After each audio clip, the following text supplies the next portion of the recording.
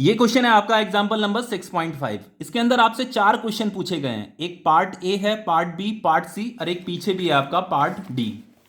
ठीक है, अब देखो इन्हें करते हैं। देखो पार्ट ए क्या कह रहा है, यहां पे कह रहा है a closed loop is held stationary in the magnetic field between the north pole and south pole of two permanent magnet held fixed. Can we hope to generate current in the loop by using very strong magnet. देखो ये क्या कह रहा है कि हमारे पास ये दो मैग्नेट है, एक मैग्नेट ये है, एक मैग्नेट ये है, जो कि फिक्स है। ठीक है, तो ये किसी एक मैग्नेट का नॉर्थ पोल है, ये किसी दूसरे मैग्नेट का साउथ पोल है। तो यहां पे जो ये मैग्नेटिक फील्ड बन रही हैं वो नॉर्थ से साउथ की तरफ जा रही हैं। ठीक है, इतना आप लोगों को पता है।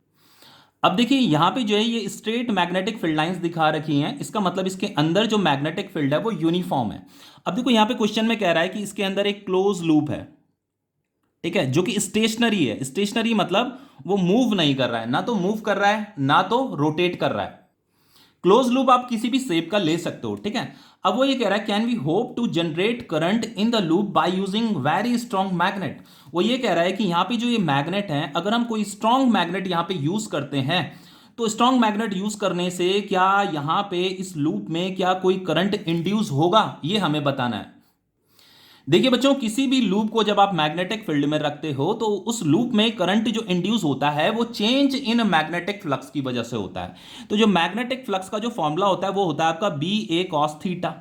अब देखो ये जो आपका लूप है ये तो स्टेशनरी है, ये ना तो मूव कर रहा है ना तो रोटेट कर रहा है, इसका मतलब ये थीटा चेंज नहीं हो रहा है। ठीक है, अब देखो ये स्टेशनरी है तो इसका एरिया भी कांस्टेंट रहेगा, और यहाँ पे ये स्ट्रेट, ये जो मैग्नेटिक फील्ड लाइन है ये स्ट्रेट है, इसका मतलब ये यूनिफॉर्म मैग्नेटिक फील्ड है, तो मैग्नेटिक फील्ड भी आपका कांस्टेंट है, तो फ्लक्स भी क्या रहेगा, कांस्टेंट ही रहेगा। तो किसी भी लूप को जब आप मैग्नेटिक फील्ड के अंदर रखते हो ना, तो बच्चों उस लूप में जो मैग्नेटिक फ्लक्स लिंक्ड होता है वो चेंज होते रहना चाहिए। तो मैग्नेटिक फ्लक्स के चेंज होने की वजह से ही यहां पे क्या बनता है, इसमें करंट इंड्यूस होने लगता है। तो क्योंकि यहां पे आपका जो मैग्नेटिक फ्लक्स है बच्चों वो कांस्टेंट है, वो चेंज नहीं हो रहा है, इसलिए हम यहां पे ये बोलेंगे कि इस लूप में कोई भी करंट इंड्यूस नहीं होगा। ठीक है, तो देखो आंसर में क्या लिखना है, no however strong the magnet may be. वो ये कह रहा है कि यहां पे चाहे आप कितना ही स्ट्रॉन्ग मैग्नेट क्यों नहीं लगा दो या फिक्स कर दो, तब भी मतलब यहां पे कोई भी करंट इंड्यूस नहीं होने वाला। Current can be induced only by changing the magnetic flux through the loop. ठीक है, तो कोई भी जो loop magnetic flux through the loop जो होता है वो चेंज होते रहना चाहिए। अगर वो चेंज हो रहा है, अगर मैग्नेटिक फ्लक्स चेंज हो रहा है, तब जाकर के आपका करंट क्या होता है, इंड्यूस्ड होता है। तो यही आपको आंसर में लिखना है। ये जो ए वाला क्वेश्चन था ना, इसका आंसर ये है। ठीक है, तो इसे आप नोट डाउन कर लेना। अब देखो ये बी वाला क्या कह रहा है, ये इस क्वेश्चन को समझते हैं। अब देखिए यहां पे क्या कह रहा है, एक close loop moves normal to a constant electric field between the plates of a large capacitor. देखिए हमारे पास एक लार्ज कैपेसिटर है। ठीक है, ये हमारे पास एक लार्ज कैपेसिटर है, तो कैपेसिटर की एक प्लेट में पॉजिटिव चार्ज होता है, दूसरी वाली प्लेट में नेगेटिव चार्ज होता है। तो इसके अंदर जो इलेक्ट्रिक फील्ड होती है वो यूनिफॉर्म होती है, इतना भी आपको पता होगा। तो इलेक्ट्रिक फील्ड की जो डायरेक्शन होगी वो पॉजिटिव से नेगेटिव की तरफ है। ठीक है, इसके अंदर हमने एक क्लोज लूप रखा हुआ है, और उसे जो रखा हुआ है क्या, वो क्लोज लूप जो मूव कर रहा है ना वो normal to a electric field के नॉर्मल मूव कर रहा है। मान लो ये आपका लूप है। ठीक है, तो ये जो इलेक्ट्रिक फील्ड है बच्चों, इसे ऐसे परपेंडिकुलर क्रॉस करते हुए जा रही हैं, और यहां पे ये मूव कर रहा है, ये तो ऐसे मूव कर रहा होगा, ये तो ऐसे मूव कर रहा होगा, मतलब इस इलेक्ट्रिक फील्ड के नॉर्मल वो मूव कर रहा है। ये हमें क्वेश्चन में गिवन है। अब देखो यहां पे क्या कह रहा है, when it is Holi inside the region between the capacitor plate is a current induced in the loop. वो ये कह रहा है कि अगर मतलब ये इसके अंदर जो मूव कर रहा है, अगर वो कंप्लीटली इलेक्ट्रिक फील्ड के अंदर रखा हुआ है, ये कंप्लीटली इनसाइड द रीजन लिखा है ना, तो उसमें करंट इंड्यूस होगा कि नहीं होगा। एक फर्स्ट केस तो ये है। सेकंड केस में क्या पूछा कि when it is a partially outside the plate of the capacitor the electric field is normal to the plane of the loop, और हमें ये बताना है is a current induced in the loop. तो यहाँ पे ये दो केस पूछे मैं, तो दूसरे केस में ये है कि ये आपका कैपेसिटर है। ठीक है, ये आपका पॉजिटिव चार्ज होता है इस प्लेट में, यहाँ पे ये आपका नेगेटिव चार्ज है इस वाली प्लेट में, तो यहाँ पे ये इलेक्ट्रिक फील्ड क्या है, यूनिफॉर्म है।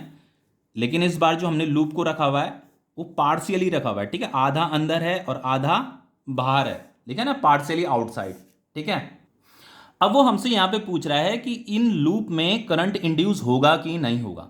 सबसे पहली बात बच्चों, किसी भी लूप को जब हम मैग्नेटिक फील्ड में रखते हैं ना, और मैग्नेटिक फील्ड में रखने पर अगर उस लूप का मैग्नेटिक फ्लक्स चेंज हो रहा है तो तब जाकर के उस लूप में करंट इंड्यूस होता है। लेकिन हमने तो इस लूप को जो है इलेक्ट्रिक फील्ड में रखा हुआ है, मैग्नेटिक फील्ड में थोड़ा ना रखा हुआ है। देखो मैग्नेटिक फ्लक्स का फॉर्मूला क्या होता है आपका, बी ए कॉस थीटा। तो बच्चों मैग्नेटिक फ्लक्स जब चेंज होता है ना तब लूप में करंट इंड्यूस होता है। तो मैग्नेटिक फ्लक्स चेंज होने के लिए आपका मैग्नेटिक फील्ड में ही आपको लूप को प्लेस करना पड़ेगा। लेकिन यहां पे लूप को हमने इलेक्ट्रिक फील्ड के अंदर रखा हुआ है। तो इलेक्ट्रिक फील्ड के अंदर रखने पर चाहे आप ऐसे रखो चाहे आप ऐसे रखो, इसमें कोई भी करंट इंड्यूस नहीं होने वाला, क्योंकि यहां पे क्या हो रहा होगा बच्चों, इलेक्ट्रिक फ्लक्स बन रहा होगा। और इलेक्ट्रिक फ्लक्स की वजह से या इलेक्ट्रिक फ्लक्स के चेंज होने की वजह से कोई भी करंट इंड्यूस नहीं होता है। सिर्फ और सिर्फ मैग्नेटिक फ्लक्स के चेंज होने से ही आपका करंट इंड्यूस होता है। तो आपको यहां पे आंसर में नो लिखना है, no current is induced in either case. तो इन दोनों ही केस में करंट इंड्यूस नहीं होने वाला। Current can not be induced by changing the electric flux. Electric flux के चेंज होने से करंट इंड्यूस नहीं होता है।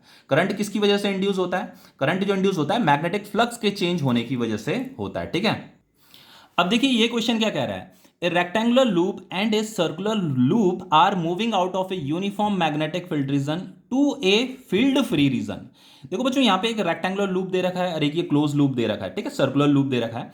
तो ये यूनिफॉर्म मैग्नेटिक फील्ड में रखे हुए हैं और ये ऐसे कांस्टेंट वेलोसिटी से ऐसे मूव कर रहे हैं। ठीक है, अब देखो बच्चों ये क्या कह रहा है कि are moving out of a uniform magnetic field region to a field free region, मतलब ऐसे इस यहां से वो ऐसे बाहर की तरफ आ रहे हैं, ये भी ऐसे इस रीजन से बाहर की तरफ आ रहा है, मैग्नेटिक फील्ड से बाहर की तरफ आ रहा है। ठीक है, in which loop do you expect the induced EMF to be constant during the passage out of the field reason.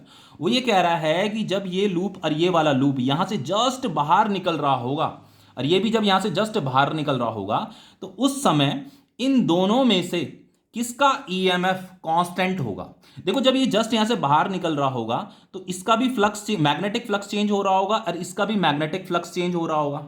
ठीक है, तो मैग्नेटिक फ्लक्स चेंज होने से इन दोनों में करंट इंड्यूस हो रहा होगा। तो अगर करंट इंड्यूस हो रहा है तो इनमें ईएमएफ भी इंड्यूस हो रहा होगा। तो हमें यह बताना है कि इन दोनों में से किसका ईएमएफ कांस्टेंट है, ये हमें बताना है। ठीक है, तो देखो ईएमएफ के लिए क्या होता है, देखो बच्चों ईएमएफ के लिए जो फॉर्मूला होता है वो होता है D phi by D T, rate of change of magnetic flux से बोलते हैं। तो मैं E इज इक्वल टू ये हो गया आपका डी बाई डी टी। ध्यान से देखना, फ्लक्स का जो फॉर्मूला होता है, ये मैग्नेटिक फ्लक्स है, ठीक है, इसका फॉर्मूला होता है बी ए कॉस थीटा। इतना समझ में आ रहा है। तो फाइनली देखो मैं इसे कैसे लिख सकता हूं, इसे मैं लिख सकता हूं डी बाई डी टी। देखो बी तो क्या है, कांस्टेंट है, यहां पे यूनिफॉर्म मैग्नेटिक फील्ड है तो बी तो आपका बाहर आ जाएगा।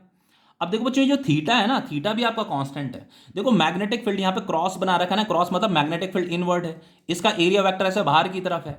तो जब ये मूव कर रहा होगा तो एरिया वेक्टर और मैग्नेटिक फील्ड में जो एंगल है ना थीटा, वो भी कांस्टेंट है, तो ये कॉस थीटा भी बाहर आ जाएगा आपका। समझ में आ रहा है। अब बच्चा ये एरिया, एरिया क्या हो रहा है, एरिया चेंज होने में लगा हुआ है। देखो कैसे हो रहा है चेंज, हमें जो इसका जो ईएमएफ बताना है, कब बताना है, जब वो जस्ट यहां से बाहर निकल रहा है, during the passage out of the field region. अब देखो ये जब जस्ट बाहर निकल रहा होगा तो यहां पे जो ईएमएफ जो डिपेंड कर रहा है ना, वो किस पे डिपेंड कर रहा है, ये D A by D T पे डिपेंड कर रहा है। मतलब इसे D A by D T को क्या बोलेंगे, जैसे मैं यहां पे इसे साफ साफ लिख देता हूं पहले, बी कॉस थीटा और ये है आपका D A by D T. तो ये D A by D T क्या है, rate of change of area, rate of change of area. तो ये जो एरिया जो चेंज हो रहा है वो जिस रेट पे चेंज हो रहा होगा ना, अगर उसका चेंज होने का रेट अगर कांस्टेंट है तो ईएमएफ कांस्टेंट होगा, और अगर उस एरिया का चेंज होने का रेट अगर कांस्टेंट नहीं है तो ईएमएफ भी कांस्टेंट नहीं होगा। तो यही हमें पता करना है कि जब ये यहां से जस्ट बाहर निकल रहा है तो वो जो एरिया है, एरिया का चेंज होने का जो रेट है वो कांस्टेंट है या नहीं है, बस यही हमें पता करना है। तो देखो कैसे पता करेंगे, देखो जैसे मान लो यहां पे ये आपका लूप है, ठीक है, अब ये लूप मान लो ये आपका रेक्टेंगुलर लूप है, अब ये इतना बाहर आ गया है, ठीक है, अब ये कांस्टेंट वेलोसिटी से ऐसे मूव कर रहा है, तो मान लो एक सेकंड में ये इतना बाहर आ गया है, ठीक है। अब नेक्स्ट एक सेकंड में तो इतना बाहर आ गया, तो नेक्स्ट एक सेकंड में कितना बाहर आएगा बताओ, नेक्स्ट एक सेकंड में ये इतना बाहर आ जाएगा। पहले तो इतना बाहर आया था एक सेकंड में, फिर नेक्स्ट एक सेकंड में इतना ही एरिया ये फिर बाहर आ जाएगा।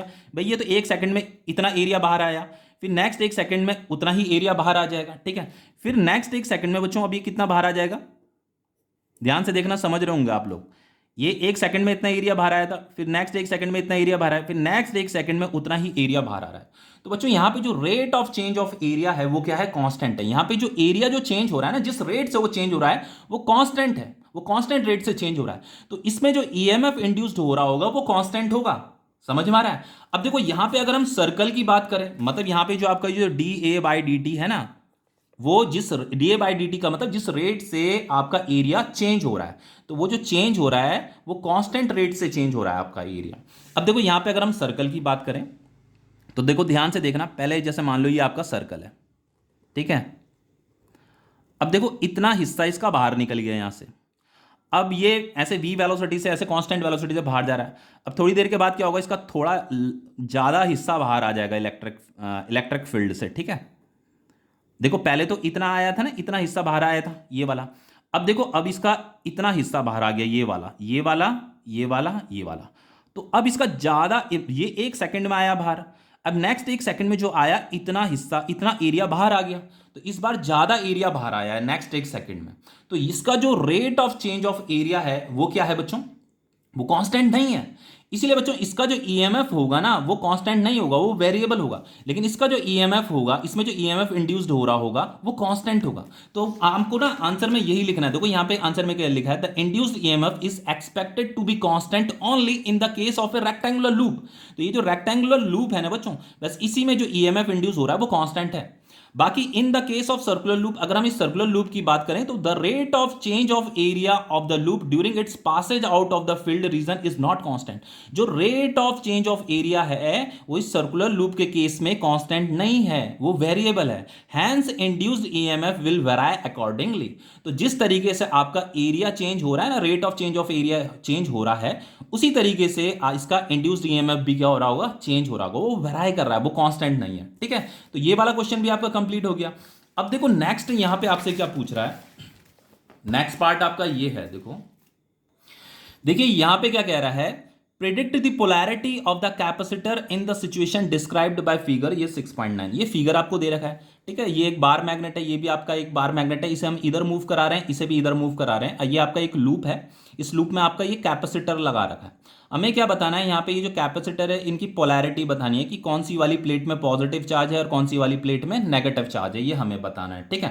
देखो बहुत ही सिंपल है। देखो बच्चों आपको इतना तो पता ही है कि किसी भी लूप के पास अगर हम किसी मैग्नेट को लाते हैं तो मैग्नेट को लाने से क्या होता है बच्चों, इस लूप में करंट इंड्यूस होने लगता है, समझ में आ रहा है ना। तो बच्चों इस मैग्नेट को इधर मूव कराया जा रहा है, इसे भी इधर मूव कराया जा रहा है, तो किसी भी मैग्नेट को अगर हम लूप के पास ला रहे हैं तो उस लूप में करंट इंड्यूस होने लगता है। तो इस मैग्नेट को पास लाने की वजह से भी इसमें करंट इंड्यूस हो रहा होगा, और इसे पास लाने की वजह से भी इसमें करंट इंड्यूस हो रहा होगा। लेकिन इसमें जो करंट इंड्यूस हो रहा है वो करंट क्या करेगा, इसके पास आने का अपोजिशन करेगा। मतलब इस जैसे इसे हम पास पास ला रहे हैं ना, तो ये करंट कैरिंग लूप क्या करेगा, इसका अपोजिशन करेगा, इसके पास आने का अपोजिशन करेगा, ठीक है। तो वो देखो कोई भी जो करंट कैरिंग लूप होता है इसमें करंट इंड्यूस हो रहा है, तो ये जो करंट कैरिंग लूप है ना, ये भी एक बार मैग्नेट की ही तरह बिहेव करता है, और इसका भी अपना एक नॉर्थ पोल और एक साउथ पोल भी होता है। तो ये क्या करेगा, ये करंट कैरिंग लूप क्या करेगा बच्चों, यहां पे साउथ पोल डेवलप कर देगा और यहां पे इस तरफ नॉर्थ पोल डेवलप कर देगा, क्योंकि हम इसे पास पास ला रहे हैं, तो वो इसके पास आने का अपोजिशन कर रहा है ये वाला लूप, और इस वाले के पास आने का भी अपोजिशन कर रहा है। इसीलिए हमने यहाँ पे ये साउथ पोल बना दिया है, मतलब ये क्या करेगा, यहाँ पे साउथ पोल डेवलप कर देगा, क्योंकि वो इसके पास आने का अपोजिशन कर रहा है। यहाँ पे भी नॉर्थ पोल डेवलप कर देगा, तो ये नॉर्थ क्या करेगा, इसे रेपल करने की कोशिश करेगा, ये साउथ इस साउथ को रेपल करने की कोशिश करेगा, ठीक है। अब देखो बच्चों इस लूप के अंदर जो मैग्नेटिक फील्ड होती है वो फ्रॉम साउथ टू नॉर्थ होती है, इतना तो आपको पता ही होगा। लूप के अंदर जो मैग्नेटिक फील्ड होती है वो फ्रॉम साउथ टू नॉर्थ होती है, और बाहर जो होती है वो नॉर्थ से साउथ की तरफ होती है, बाहर जो होती है वो नॉर्थ से साउथ की तरफ होती है, ठीक है। अब मुझे ये पता करना है कि इस लूप में करंट की डायरेक्शन क्या होगी, तो उसके लिए आपको क्या करना है, बस right hand thumb rule use करना है। देखो ये आपका राइट हैंड है, ठीक है, तो जिधर ये मैग्नेट, इसके अंदर जो मैग्नेटिक फील्ड की जो डायरेक्शन है ना, उस तरफ अपना थंब कीजिए। अब देखो आपकी फिंगर कैसे कल कर रही है, ऐसे कल कर रही है ना आपकी फिंगर, जैसे आपकी फिंगर कल कर रही है ना, कर रही है ना, वैसे ही इसमें करंट की डायरेक्शन होगी। तो इसमें जो करंट की डायरेक्शन है वो इस तरीके से है, मतलब ऐसे है करंट की डायरेक्शन। देखो मेरी फिंगर भी तो, देखो थंब इधर किया तो जिधर थंब कर रहा है वो तो मैग्नेटिक फील्ड की डायरेक्शन है, तो आपकी फिंगर कैसे कल कर रही है, ऐसे कल कर रही है, ऐसे कल कर रही थी ना, ऐसे। तो यही आपका क्या है, करंट का डायरेक्शन है, मतलब इंड्यूस करंट का डायरेक्शन है। अब देखिए बच्चों एक चीज बताता हूं आपको, मुझे क्या करना है, इसकी पोलैरिटी बताना है कि कौन सी प्लेट में पॉजिटिव चार्ज है, कौन सी में नेगेटिव चार्ज है। देखो बच्चों ये आपने प्रीवियस चैप्टर में पढ़ रखा है कि जैसे मान लो ये बैटरी है और यहाँ पे मैंने एक कैपेसिटर लगा दिया है, ठीक है। तो इस कैपेसिटर को हमने चार्ज करने के लिए लगा रखा है। तो बच्चों जैसे ये पॉजिटिव टर्मिनल है ना, तो पॉजिटिव टर्मिनल के साथ जो प्लेट कनेक्ट होता है ना उसमें पॉजिटिव चार्ज आ जाता है, और नेगेटिव टर्मिनल में जो प्लेट कनेक्ट होता है उसमें नेगेटिव चार्ज आ जाता है। इतना तो पता है ना। तो करंट ऐसे जा रहा है इसमें, ऐसे करंट तो ऐसे फ्लो करेगा ना पॉजिटिव से नेगेटिव की तरफ। तो जिस प्लेट में करंट एंटर करता है ना उसमें पॉजिटिव चार्ज आ जाता है, जिससे करंट लीव कर रहा है उसमें नेगेटिव चार्ज आ जाता है। तो देखो यहाँ से एक करंट ऐसे ऐसे इस वाली प्लेट में एंटर कर रहा है, तो इस वाली प्लेट में पॉजिटिव चार्ज आ जाएगा और इस वाली प्लेट में नेगेटिव चार्ज आ जाएगा, बस। तो आंसर में आपको यही लिखना है, the polarity of plate A will be positive with respect to plate B in the capacitor. तो ये क्वेश्चन आपका कंप्लीट हो गया है।